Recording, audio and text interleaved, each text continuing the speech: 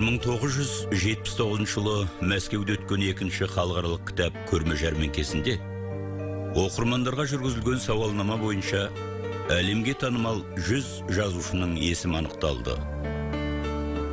Ол тізімде Дэвид Селлинджер, Ги де Мопассан, Антуан де Сент-Экзюпери, Рабиндранат Тагор, Александр Блок, Анна Ахматова, Михаил Шолохов, Расул Ғамзатов, Шыңғыс Айтматовпен бірге қазақ жазушысы Әбіш Кекілбаев бар. Алайда бүгінде шығармалары дүниежүзіне тараған Әбіш Кекілбаевтың бала кезіндегі арманы басқа болатын.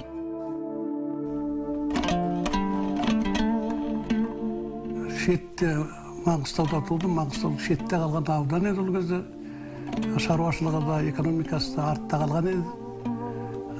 Жолсыз көп нәрсені көрмейтін, көп нәрсені естейтін, айда жылда поштасы бір соғатын жерде туып өстім мен.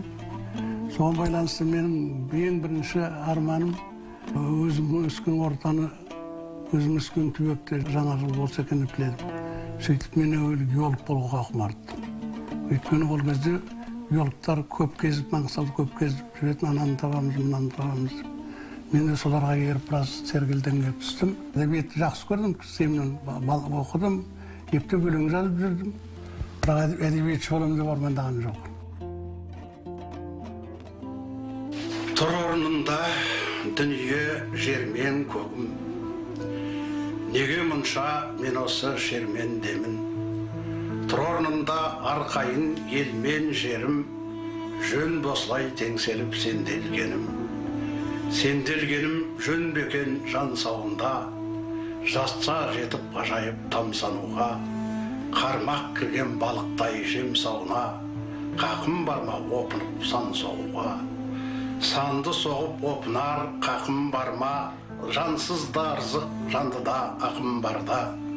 Өкпайтқаным ажал кеп қалқымдарда, нәр тамзар аузыма жақындарға. Шермендемен ешкімге есем кетіп, жетіп жатыр қусам бақ, жесем несіп, дәлі демен дау қуған тепең десіп, жетім демен әкем көк, шешем бесік. Бесік löp-löp соқтырған жүрегімді, көк жарылқап жеткірген тілегімді, ақылым нысап керегін біле білді, неге шіркеу шырмайды реңімді. Жазушының тілінде де, ділінде де мән жоқ. Қашанда сергек, қашанда сезімтал, бәйгенің алдынан ғана келетін тұлпарларға ұқсатам мен Әбішті. Ал аспанға қарасам, оның жұлдызын оңай танимын. Оның жұлдызы сол Әуезов, сол Шолохов, сол Айтматов. Сол Нұрпейісов жұлдыздармен қатар тұр. Ол да жарық жұлдыз, мәңгі жанатын жұлдыз.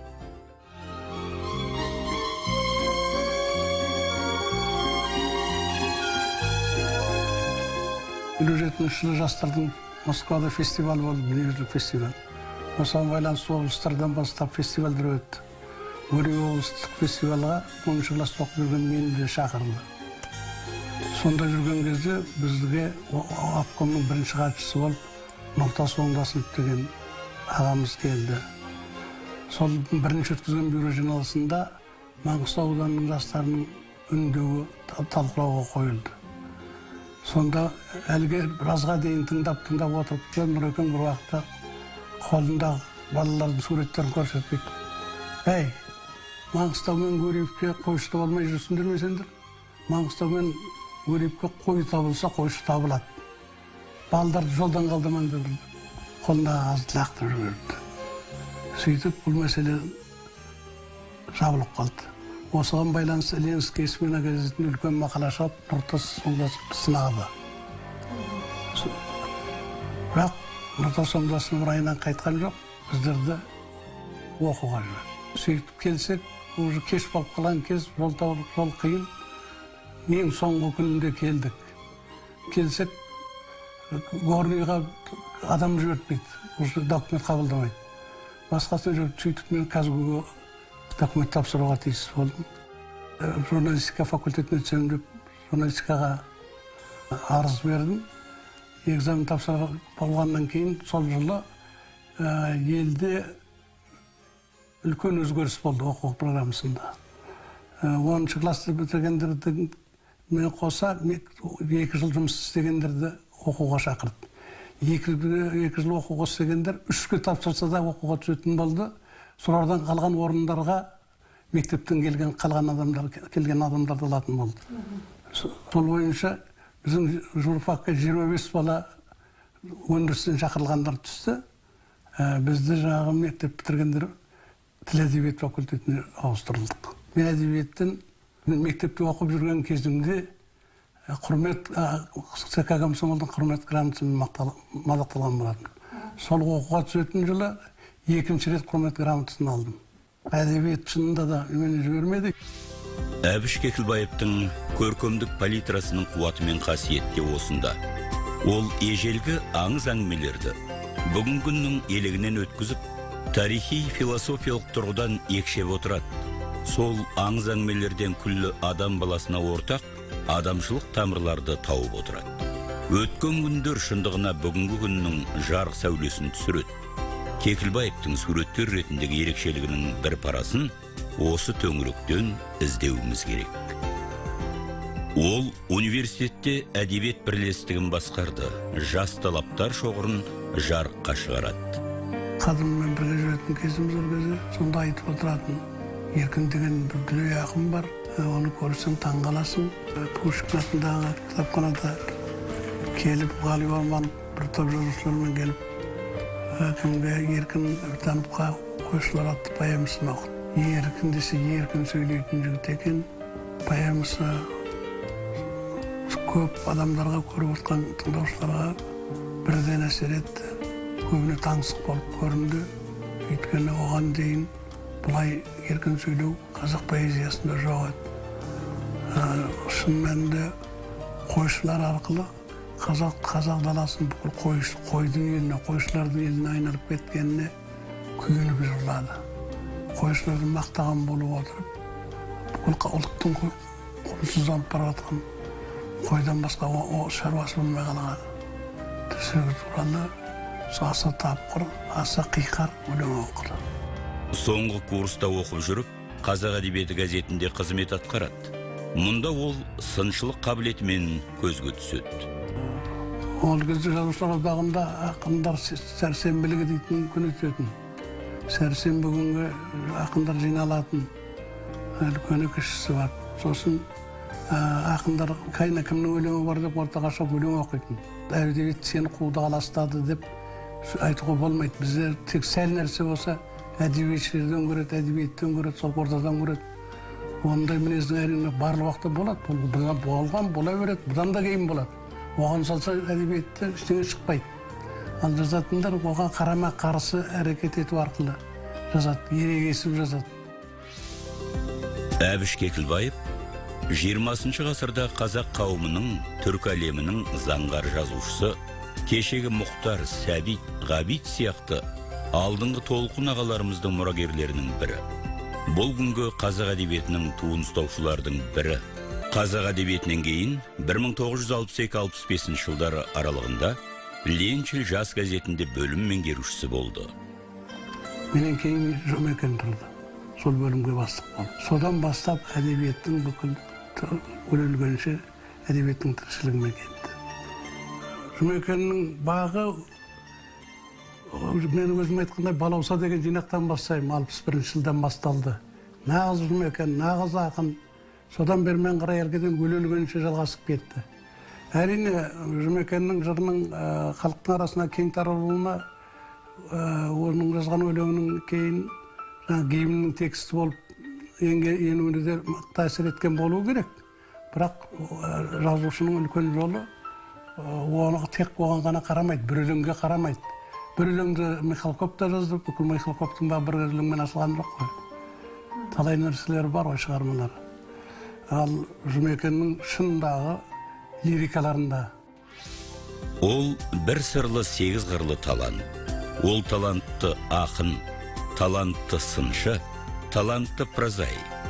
Бір кісіге осының біреуі де жетер еді. Оған табиғат үшеуін де берген.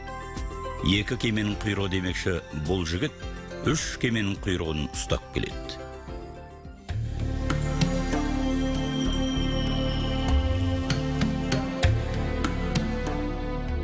Мен де біраз жерді көрдім, бірақ барлық жерді мен Маңғыстауда туған баланың көзімен қараймын.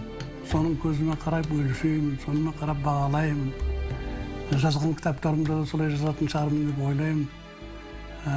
Туған жөні бөлек. 16-ға дейінгі баланың есінде қалған нәрсе өмір бақи соның есінде қалады. Мен Алматыда бәлен жыл өмір бақи тұрдым. Алматының таңының қалай атып, күннің қалай бататынын суреттеуге батылым бармайды. Ал ауылда таңның қалай атып, қалай батқан әліге дейін сағынып тұрып жазамын. 362 әулие мекен еткен Маңғыстауда көптеген жезтаңдай әншілер, күміс көмей жыршылар, күйшілер ғұмыр кешкен. Жазушының әкесі Кекілбай Ақсақал әдемі қоңыр дауысы бар, күйді нақышына келтіре ойнайтын кісі болыпты. Ол 1941 жылы соғысқа аттанып, сол кеткеннен оралмады. Анасы Айсәуле Таушықтағы көмір шахтасында жұмыс істеп, 1963 жылы баласы Алматыға көшіріп алып кеткенге дейін ауыр еңбектен қолы босамаған қайратты адам болған.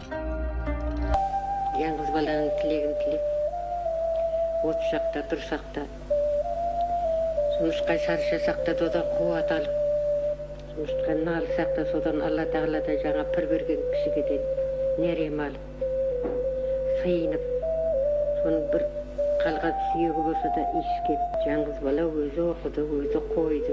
Қонақ келсе ауырып жатып тұрып кетеді, жазылып кетеді. Сонда маған айтады, айналайын, келін Клара, бір әсім етің артыңда тұрсын. Қонақ келгенде сөмкіңді ұстап магазинге шаппай. Қонақ келгенде қабағын шытпай тамақ бер. Сондай нелерді өсиеттерді айтты ғой. Тәңірмен туған ана әбішке келісті келбет берген. Атақты философ Артур Шопенгауэрдің байқауынша, кісі келбеті бұл адамның кім екенінің кепілдемесі. Өзі туралы ашық хат іспеттес. Міне мен осындай адаммын деген мінездеме оның дидарында ап-айқын жазулы тұрады. Квартирада тұрып бір жыл.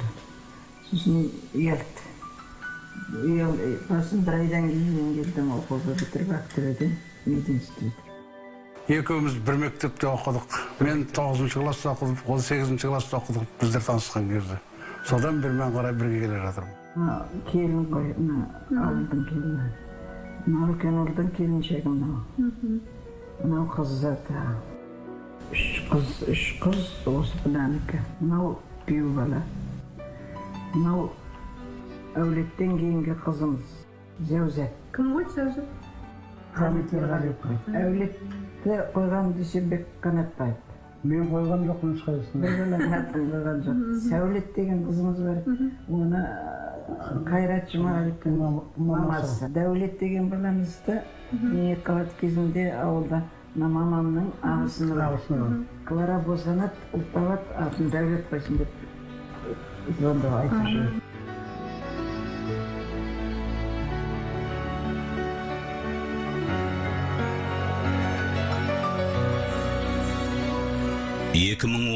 жыл жазушының қабырғасын қайыстырып кеткен ауыр жыл болды. Ұлы әулет жол апатынан қайтыс болды.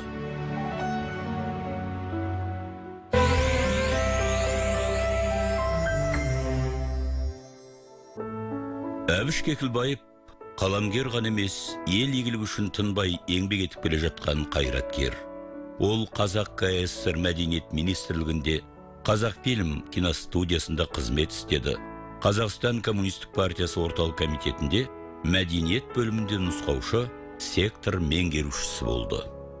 Сонда бөлім бастығы болып отырған кезімде бір кісі кіріп келді есіктен. Сосын мен орнынан түрегеліп сәлем бердім. Сосын қарағым отыр деп мені отырғызып қойды. Менің алдымдағы столға келіп отырып, мен оңда сынып деген боламын деді. Мен қайтадан түрегелдім, оңда сынып. Сосын деді, сен Кекілбаев болғанда қай Кекілбаевсың деді. Сосын мен күліп қарадым, бірақ ештеңе дей қойған жоқ. Сен 57-ші жылы Маңғыстауда орта мектеп бітірдің бе деп сұрады. Иә, бітірдім. Сондағы үндеуге қол қойған үндеудің, мен бірінші комсомолдың секретарымын ғой, бірінші болып қол қойған ғой. Сонда сендерді мен оқуға жібертпеп едім. Соның дұрыс болды ма, теріс болды ма деді. Дұрыс, рахмет аға, осылай деп айттым ғой сонда. Сөйткен оңдасынып келіп, солында сол күні екеуміз кетіп, біраз әңгімелестік, жазып жатқан шығармаларын айтты. 2 жылдан кейін бір күні маған бір әйел адам кірді. Мәскеуден келе жатыр едім, сізге Нұртас Дәндібайұлы соғып беріп кетіп, бір нәрсе беріп еді деп, бума газет шығарды. Сосын Нұртас Дәндібайұлы қайтыс болды ғой деп еді. Мен соған барып келер адамын деп сөйледі. Содан жаңағы кітабы шыққан кітабының бір данасын маған алық сөзімен, өзінің сөзімен жазып беріп жіберген екен. Әбіш Кекілбаев 1989-1990 жылдары Қазақ КСР тарихи және мәдени ескерткіштерді қорғау қоғамы орталық кеңесінің төралқа төрағасы болды. Жошы бұл жерлердің бәрін қандықтап қалуға тырысқан өзінің ұлысы ғой. Орасақта қарайтын қаласы жері. Шағатай оған қалатын жердің бәрін бүлінген, жақсы көргенде ылғи соғыс жасаған, қырған, өзендерді бөгеп суға тасытқан, мысалы үргеніш сөйткен, сол сияқты қойғанды сол қатты қырған жер екен. Соған байланысты Жошы әкесін інісіне ренжіп, ертіс бойына кетіп, бұдан Ұлытауға кетіп, араздасып өлгендерін білесіздер. Содан қалған жерлер деп есептелді. Енді бұл аңыз жағы. Бірақ аңыздың ар жағында міндетті түрде ол тегіннен шықпайды. Оның ар жағында қазіргі тілмен айтқанда бір ақылға сыйымды бір дән, жаңғақтың ішінде жатқан дән сияқты дәндер болу керек. Осы ретпен келгенде бұл қала бірнеше рет Жошыдан да кейін өмір сүрген болу. Мемлекеттік кеңесші, Қазақстан Республикасы жоғары кеңесінің төрағасы, Қазақстан Республикасының мемлекеттік хатшысы қызметтерін абыроймен атқарған Әбіш Кекілбаев, Қазақстан Республикасы мемлекеттік сыйлығының, Қазақстан Республикасы президентінің бейбітшілік және рухани келісім сыйлығының лауреаты. Ол 2003 жылы Қазақстанның тұңғыш президенті Нұрсұлтан Назарбаев орденімен марапатталды. Меніңше Кекілбаев қайсын мен қандай сынаққа да қасқайып қарай алады. Әбекең әдебиет босағасын аттаған күннен бері үзіліссіз, бәсеңдеусіз, қаламын қару етіп келе жатқан бетті публицист. Ол елдің, әдебиеттің тарихы мен тіршілігіне ешқашан енжар қарап көрмеген адам. Сондықтан қай кезде де қалам сардарларының алдыңғы сапында. Қазір әдебиетке көңілім толады. Өйткені себебі қазір әдебиеттің оның ішінде әсіресе поэзияда ақындар Жұмекеннің тұсындағы, Қадырдың тұсындағы, Мұқағалидың тұсындағы, Еркіннің тұсындағы ақындардан әлдеқайда бақытты. Бұлар не жазамын десе де жазылады. Сен бұлай жазбадың деп ешкім қолынан қағып атқан жоқ. Сен өйтпедің, бүйтпедің деп ешкім бір-бірін сынап татқан жоқ. Бірақ соны пайдаланып жүргенде жақсы әріптестеріміз бар, өзінің жолын тауып, өзінің үлкен әдебиетте орнын тауып келе жатқан. Соны бірақ босқа шашып рәсуа қылып жүрген күштер де көп. Ол енді жалпы ұлттық санамыздың, суреткерлік танымымыздың әлі балаңдығынан болып жатыр. Әдебиетте бұндай қайта туу, қайта жаңару кезі қай уақытта да жеңілге түспеген. Біз түгелі осындай құбылыстарды бастан кешкен француздар, ағылшындар, америкалықтар біраз жылға дейін өз бойын жия алмаған, өз күшін таба алмаған. Сондай рухани үлкен құбылыс біздің басымызда бар ғой деп есептеймін. Ал бірақ әдебиеттің басына туып тұрған күн Құдайға шүкір дұрыс. Ол тек әлгі жоқтаумен, я болмаса бар жоқты айтумен анау қалай еді, мынау қалай еді деп қазбалықтан әдебиеттің сөзі көгермейді. Әдебиет жұрттың көріп тұрған айту менен жұртты ақылды қыла алмайды. Жұртты онымен жеңе алмайды. Жұрттың көре алмай тұрғанын айту керек. Көре алмай тұрғанды көрсету керек. Көре алмай тұрғанды ұғындыру керек. Сонда ғана әдебиет өзінің үлкен миссиясын атқарады деп есептеймін. Менде жазамын деген нәрсе көп. Әбіш Кекілбайұлының көптеген шығармалары шет тілдерге аударылған.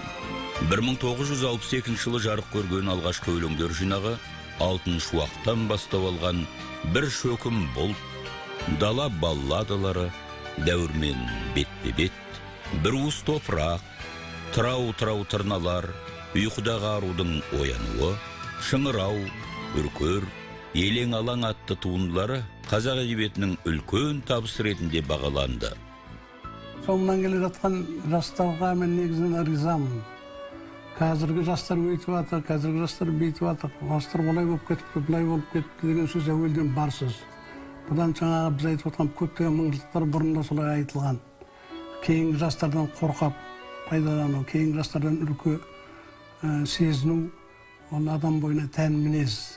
Адам қартайғасын кейінгіге сыншыл болады, максималист көзбен қарайды кейін өзінен кейінгі ұрпаққа.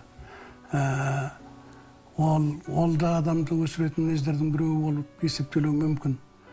Өйткен себебі соны көріп кейінгі ұрпақ жаңағы сол ұғымды жоюға, өзін дәлелдеуге тырысады, ұмтылады, жігерленеді. Сол шамасы дамуға бағытталған қауымның бастарында болатын мінез болу керек деп есептеймін.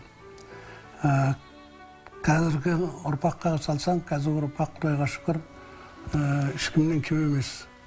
Тек қана қазақтың баласы мен қазақтың баласы ғана жарысып қоймайды. Қазір қазақ баласы планетадағы қанша ел бар? 200 ел мемлекеттей тек біріккен ұлттар ұйымының мүшесі ғана бар. Сол 250 мемлекеттің қай-қайсымен де қазір қазақ баласы жарысқа түсе алады. Бұл қазақ баласының басында, бұған дейінгі халықтың басында болды ма, болмады ма, мен ескі тарихты біле алмаймын. Ескі тарихта кейбіреулер тек өзінің төңірегіндегі 5-6 мемлекеттер білуі мүмкін. Батыста, орыста, шығыста, Қытайды ғана білуі мүмкін. Жетімен Америка барын, оның жағында басқалар барын, кейін барып көрді, кейін барып естіді. Көп жұрттың көбінің осы біздің тұсымызда ғана естіді.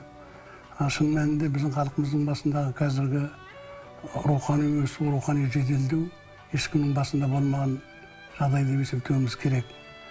Осындай үлкен жеделдеудің тұсында халыққа көп нәрсе аз көрінеді. Өзінің осы үлкен рухани жеделдеуі да аз болып көрінеді. Біз анадан не көзбаймыз, мынадан не көзбаймыз. Машина жасауда, басқаларда америкалықтардың неге алдына түсіп кетпейміз, ағылшындардың неге алдына түсіп кетпейміз. Кейбір темір-терсек жағынан тіпті Орыстанда қалып қойып жатырмыз, ол неге деп кіжінулер көп.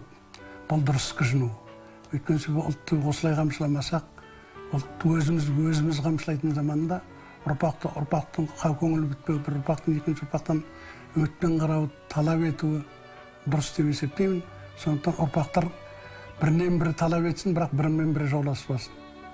Арғы түбі бір қазақтың баласы екендігін, бір қазақтың тілегінен басқа тілек жоқ екенін ұмытпасын. Әбіштің кеңістікті кеңінен шолып алмай, уақыттан ұту мүмкін бе деген тарихи тұжырымы түпкі нәтижеде адам өмірін тезірек асқақтатудың барлық бастауы білімде екенін білдіріп-ақ тұр. Себебі құр даңғаз емес, біздің бәріміздің рухани жетілуіміз ғана рух ұлылығына апарады.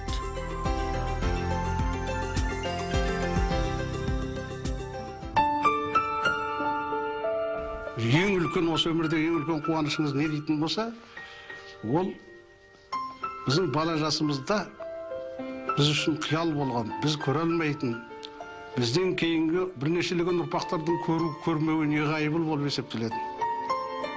Біздің ата-бабаларымыз сол үшін отқа түсіп, омырауы жуылып кеткен үлкен тарихи оқиғаны көргеніміз. Ол қазақтың да қалған жұрт сияқты ел болам деп талап етіп атқандығы. Бұл біздің ең үлкен бақытымыз. Осы еттен келгенде мен өзімді өте бақытты адамын деп есептеймін. Ал бірақ түгел бақыт ма?